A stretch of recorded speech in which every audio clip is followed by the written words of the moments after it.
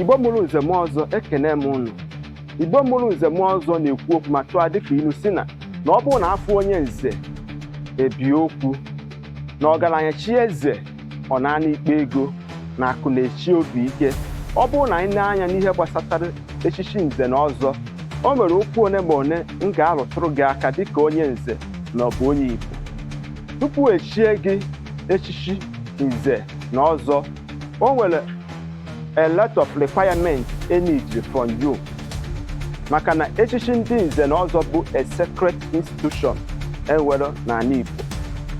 Ngwa bịara m nso ka m kọwara gị okwu a. Tupu echie gị nze, ị ga-abụ onye rijuru afọ, na-enyerịta agbata obi gị niile aka. Ị ga na-enyere mmadụ ibe gị aka from your own income, your resources. Ị ga-abụ nwoke kwazuru akwazu. Ị ga-abụ nwa amaala obodo ohu. Tupu echie gị nze na ọzọ dịka o si wee dị n'oge gboo, ị ga-aga nọ n'ime ọfịa abalị 3 ka gị na chi gị and Chukwu Okike the spring bee karịa ụbụbọ, ka ị nwee ike ịnata amara maka ya bụ echichi a ga-echi gị, maka na ọ bụ a separate institution dị asọ.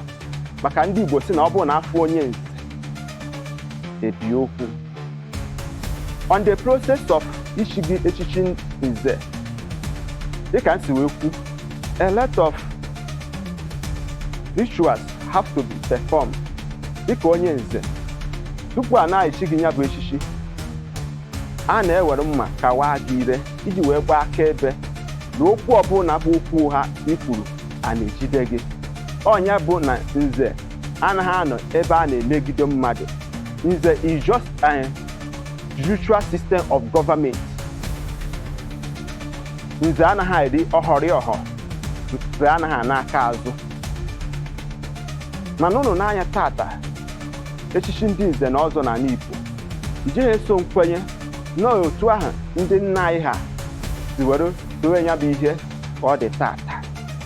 Mana gị bụ onye nze, kedu okene ọrụ dịrị gị n'obodo na ụmụnna gị?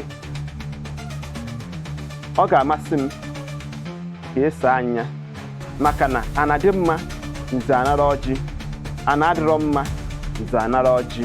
Ụdị a ka ọ ji ebe n'onu. Ndewo na ị ga-atụsara m ozi a. Aka mbụ nwanne gị bụ Maazi-UC Igbo. Ka emesịa.